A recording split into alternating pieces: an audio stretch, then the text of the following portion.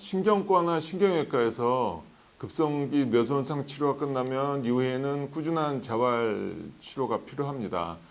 이러한 재활 치료는 사실 체계적으로 이루어져야 되기 때문에 환자 상태에 따라 가지고 그런 면에서 이제 재활 치료가 중요한데 어떤 환자 상태인지를 파악을 해야 되겠고요. 거기에 맞춰서 단계별로 또 적절한 처방이 이루어져야 되기 때문에 이런 면에서 이제 지속적인 재활 치료가 매우 중요하다고 봅니다.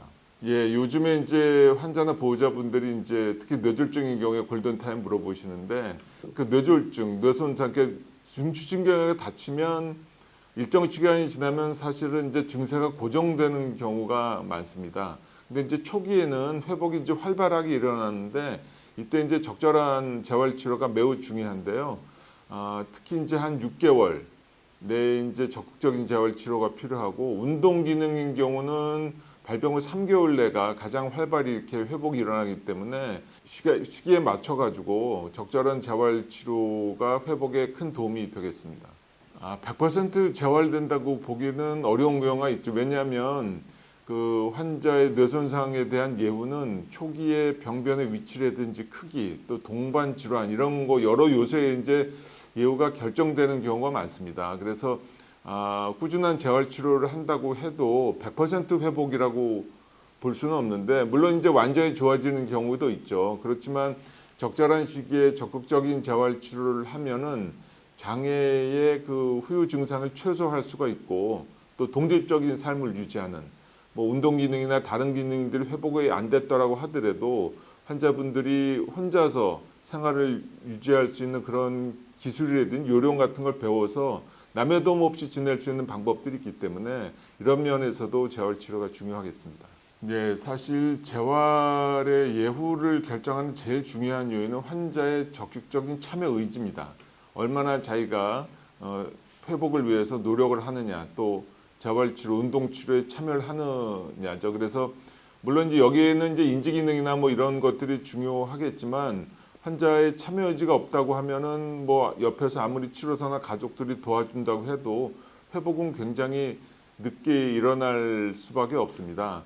또 환자들이 이제 뭐 의료기관을 정하는데 보호자도 마찬가지고 뭐 시설이라든지 뭐 그 의료기관의 유명세 이런 거를 보는데 사실 그것보다는 제가 좀 말씀드리고 싶은 거는 그 기관에서 의료기관에서 얼마나 환자한테 치료 시간을 할당해 줄 수 있는지 또 환자가 적극적으로 참여할 수 있도록 얼마나 유도를 잘 하는지 이런 걸 보고 결정하시는 게 좋겠습니다. 뇌손상 환자들의 회복에 도움이 되는 재활치료의 사실 전략은 단계별로 도움을 점점 줄여가는 겁니다. 그러니까 일정 단계가 되면 환자한테 주던 도움을 줄여서 환자 스스로 할 수 있게 이렇게 만드는 건데요. 우리나라는 사실 가족들의 지지가 매우 좋아가지고 옆에서 이제 많이 도와주시는데 안쓰럽고 하니까 이게 할 수 있는데도 끝까지 계속 도와주시면 환자가 의지도 떨어지고 그 사용하는 빈도도 떨어져서 오히려 역효과가 날 수가 있어요. 그래서 단계별로 환자가 할 수 있는 단계별로 도움을 줄여야 되는데 초기에는 이제 환자가 꼼짝없이 누워 있는 경우가 많죠. 우리가 뭐 와상 상태라고 하는데 이런 경우는 혼자서 할 수 있는 게 없기 때문에 그 수동적인 뭐 관절 운동이라든지 체위 변경을 통해서 뭐 욕창 방지, 관절이 굳는 것을 방지를 하게 되겠고요. 또 일정 시간이 지나면 환자가 이렇게 앉아 있을 수 있는 그 단계가 됩니다. 그럴 때는 몸통 유지를 하기 위해서 누워 있기보다는 앉아서 있는 시간, 등에 기대고 있기보다는 살짝 등을 띄고 몸통을 유지할 수 있는 그런 뭐 그 운동을 할 수가 있겠고 환자가 이제 걸을 수가 있게 되면 가능한 적절한 보장구를 해서 많이 이렇게 걸을 수 있도록 유도를 하는 겁니다. 안전하게.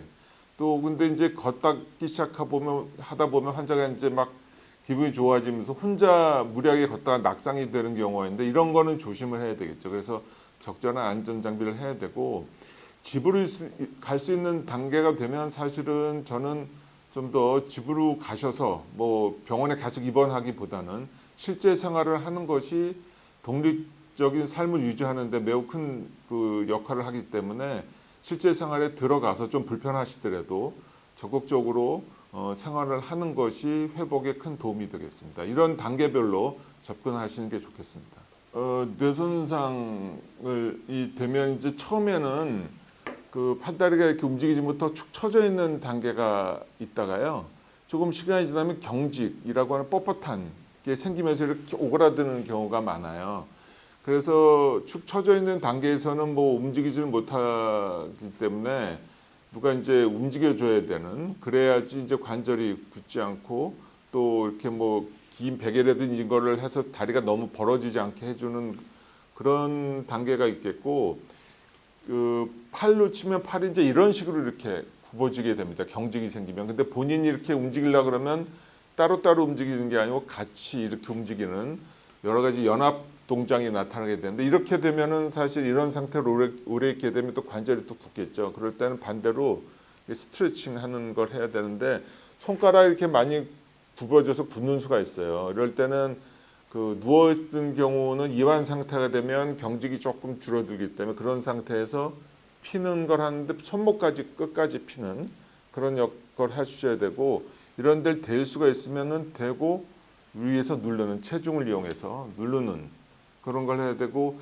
다리 같은 경우는 발목이 이렇게 굽어지는 경우가 있는데요. 이런 경우는 누워서 본인이 이렇게 발목을 올리려고 해도 힘이 안 들어가기 때문에 설 수 있으면 서서 벽에 기대거나 아니면 발끝에 이렇게 약간 한 요 정도 두꺼운 뭐 월간지 같은 그 정도 책을 놓고 이렇게 발끝을 올려서 뒤꿈치가 이렇게 종아리가 스트레칭되는 그런 운동을 하시는 게 좋습니다. 다리는 특히 체중을 이용하지 않으면 다른 사람들이 손으로 이렇게 운동시키기가 매우 어려워요. 왜냐하면은 굉장히 큰 근육이고 또 경직까지 있으면 쉽지가 않아서 체중을 이용해서 누르는 그런 운동을 하시는 게 더 효과적입니다.